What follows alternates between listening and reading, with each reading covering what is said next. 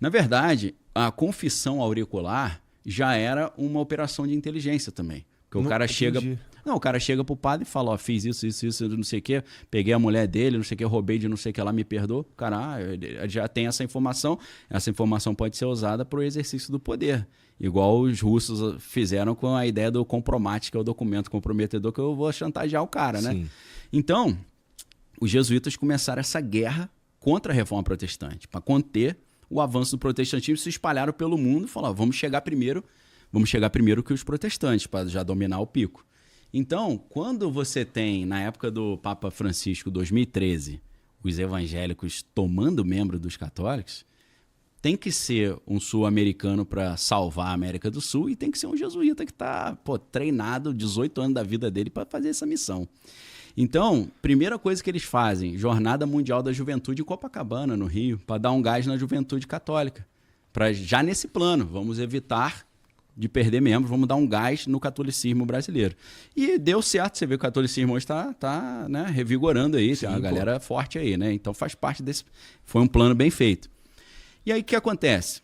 Galera progressista feliz, porque o Francisco progressista, esse negócio de vamos cuidar do pobre, uma igreja mais sinodal. O que é uma igreja sinodal? Uma igreja que não tem uma hierarquia rígida, é mais horizontal, tipo, eu não mando em ninguém, aqui é todo mundo igual. Então uma igreja mais voltada para o povo, uma influência da teologia da libertação, que é a parte marxista do cristianismo, que tem um lema que é bem categórico, né? A opção preferencial pelo pobre. A igreja optando pelo pobre. Então, os progressistas estavam felizes com aquela situação. Só que o Papa Francisco, o que ele fez? O cara jesuíta, né? Bobo, né? Deixa eu agora contar a segunda parte, que é por que era improvável ter um Papa jesuíta e por que desde os anos 1500 nunca tinha tido um Papa jesuíta até hoje. Os jesuítas foram ficando tão fortes com esse negócio de espionagem, poder, militarismo, que eles a igreja ficou com medo deles assumirem o poder, já assumiu o controle, dominarem tudo. Então, da própria igreja. Da própria igreja, eles serem mais fortes que a própria igreja. E aí, em 1773, o Vaticano cancelou os caras. Falou, acabou, não existem mais. Os caras ficaram irados, né? Falou, mas como assim? Como é que a gente deixou chegar nesse ponto? E aí, só de anedota aqui para quem gosta de maluquice, 1773 os jesuítas foram cancelados. Em 1776, um cara que foi formado pelos jesuítas na antiga... não tinha Alemanha ainda, no que viraria a Alemanha, chamado Adam Weishaupt. Ele era professor de Direito Canônico numa universidade, chamada Universidade de Ingolstadt. A gente está falando... O que é Direito Canônico? Direito Canônico é direito relacionado à igreja. Tá. Como é que é toda a parte jurídica da igreja. Entendi, tá bom. Tá? Que é um assunto interessante pra caramba, né? Você vê o conclave, é cheio de regrinha. Na verdade, tem um monte de profissional do direito canônico, professor, que diz que a igreja está uma bagunça, porque o Papa Bento XVI ele não teria, de fato, no papel, dentro do direito canônico, renunciado. Ele renunciou ao exercício do papado, mas não à condição de papa. Porque tem dois aspectos no direito canônico do ofício do papa. Tem o munus, que é o exercício no dia a dia, e a cátedra, que é o fato dele estar sentado na cadeira. Ele renunciou só ao munus, não renunciou à cátedra. Por isso você tinha dois papas. Então tem gente que falou, pô, o Francisco não é papa, porque o outro ainda era. Aí entra a história dos antipapas, que são os papas ilegítimos dentro do direito canônico. Já houve vários na história. Teve uma época que tinha 3 papas ao mesmo tempo. Tinha uma guerra entre os papas, né? Viagem. Então, mó doideira. Então, o direito canônico é interessante pra caramba, né? Dá uns debates legais. Então, esse cara, em 1776, ele montou um plano para acabar com as monarquias europeias e criar uma espécie de república em cima disso. Então, ele montou uma conspiração, isso é histórico, né? É documentado. Então, ele cria uma sociedade secreta que era tipo uma supermaçonaria para derrubar as monarquias da Europa e acabar com o antigo regime das monarquias europeias. Só que esse plano estava sendo espalhado, um cara estava de cavalo lá mandando as cartas, aí caiu um raio no maluco. Porra. O cara morreu, caiu, os papéis ficaram todos espalhados, a galera olhou e falou, aqui, estão montando um plano aí, subversivo, prenderam todo mundo. Aí a galera saiu fora, muitos foram para a França. Deus não queria que isso acontecesse, com certeza. Naquela época, né, porque acabou acontecendo depois, né. Entendeu? Atrasou só um pouquinho. Atrasou um pouquinho. Porque, esse grupo foi para a Itália, né? Lá na Itália tinha um que continuou esse plano, foi um cara chamado Giuseppe Mazzini. Giuseppe Mazzini, ele é o pai da máfia siciliana. Aí tem a relação da máfia italiana com esse negócio de maçonaria, sociedade secreta. E aí, na França, eles criaram um grupo chamado a Liga dos Justos, ou a Liga dos Homens Justos, que eles se inspiravam nessa ideia de iluminação para poder acabar com as monarquias e fazer um governo do povo. Então você tem ali o germe de uma revolução burguesa.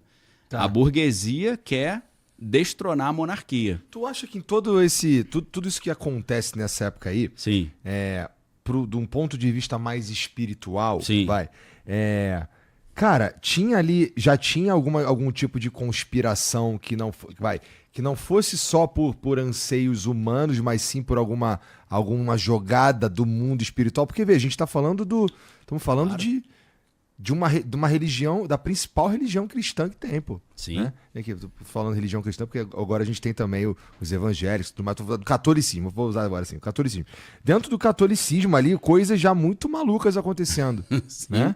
Então já tinha um movimento ali, cara, é porque assim, eu tendo a achar, a imaginar que isso tudo é motivado por ambição humana e tudo mais, né? Mas tu que estudou tanta coisa assim... Tem o Paranauê junto também. E o Paranauê que tem ali? Tem uns Paranauê. Tem, se você quiser, aí eu vou pedir uma licença pra audiência de falar das lendas do Paranauê. Porra, cara, eu pode ser? Porque eu ouvi as lendas aí do Paranauê. Vai entrar Tinkerbell, Fada Madrinha, entendeu? Tá. Vai entrar uns negócios meio exóticos. Tá bom. Aí os caras falam, não acredito que o Daniel acredita nessas histórias. Eu falo, porra, não falei que é lenda da... tá falando antes. O maluco não consegue discernir o que é lenda. Agora... Mas é que eu te cortei também, tu prefere... Não, eu puxei um fiozinho de Ariadne aqui. Tá bom. Qual que é a lenda da parada? A família Rothschild, na Alemanha, teria sido escolhida por anjos caídos para começar a preparação da nova ordem mundial ou do governo do anticristo. Tá. Isso é piração total, mas está escrito no verso da nota de $1. Annus Chapters, novos ordens seclorum, ano de início da nova ordem mundial. Está escrito lá. Aí a interpretação que vai ser Curupira ou Joana Dark, aí tu escolhe. A gente olha lá no verso da nota de $1, que na verdade aquilo ali é o verso do selo americano. Ele, dentro da nota tem o selo, né? O selo na frente tem uma águia com feixes de trigo numa pata e flecha na outra, com a numeração toda certinha, 13 de um lado e 33 do outro, se eu não estou enganado. O verso do selo tem aquela pirâmide, que na verdade não é pirâmide, é um trapezoide, que é uma pirâmide sem a ponta de cima, e o olho que tudo vê flutuando ali em cima, né? Descendo, tipo a nave da Xuxa chegando, né? Tipo, encaixando para montar a nova ordem mundial. Aí, embaixo está escrito em algarismos romanos. Em volta da pirâmide está escrito Annus Chapters, novos ordens seclorum, ano de início da nova ordem mundial. Aí o carioca fala, qual que é o ano? Pô, você tá falando que é o ano de início. Aí embaixo está escrito em algarismo romano, 1776.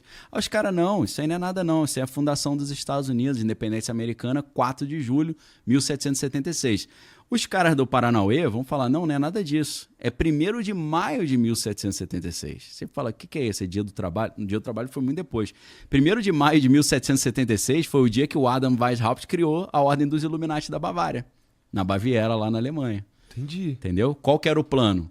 Acabar com a ordem mundial das monarquias, criar uma ordem mundial nova. Dessa ordem mundial sai o anticristo governa o mundo e faz o mundo conforme a sua imagem e semelhança, não conforme a tradição judaico-cristã. Então, tem que acabar, o plano espiritual seria acabar com o cristianismo e com o judaísmo, acabar com a tradição judaico-cristã que formou toda a Europa e todo o Ocidente. Então, para apagar o cristianismo, a gente tem que tirar as estruturas que reforçam o cristianismo. Quais são as estruturas? A igreja e as monarquias da Europa, que são... né? Você tinha muito príncipe e bispo, o cara era príncipe e bispo ao mesmo tempo. Esse que era o plano, para já abrir o terreno para vir ali o salvador da humanidade que vai falar, agora é democracia, agora é república, agora somos nós no poder. Esse é o discurso, né, curioso do iluminismo. O iluminismo teria sido inspirado por esses pensamentos esotéricos. O iluminismo vem com aquela ideia brilhante, né, linda, liberdade, igualdade e fraternidade. Aí o cara fala, não concorda. Ele fala, então traz aí que a gente vai arrancar a cabeça. Aí o maluco na guilhotina, pô, mas você não falou que era liberdade? Mas pra nós. Você falou, pô, Só se tu concorda. Nossa, Mário Lopes, esse negócio de liberdade aí. Entendeu? Aí o que acontece? Revolução burguesa, os burgueses assumem o poder. Aí, Carlinhos Marcos, Karl Marx, falou, os burgueses estão saidinhos, querendo fazer revolução, vou fazer uma engenharia reversa dessa revolução, como é que é? A gente vai fazer agora a revolução do proletariado, entendeu? Então, em nome de defender o proletariado, aí eles acabam com a revolução burguesa, que é a Revolução Francesa, e tentam fazer essa revolução do proletariado. O detalhe é que a revolução do proletariado, ao contrário da francesa, ou do iluminismo, que queria mudar só a Europa, a revolução do proletariado quer mudar o mundo inteiro. Né? Por isso que tem a Internacional Socialista.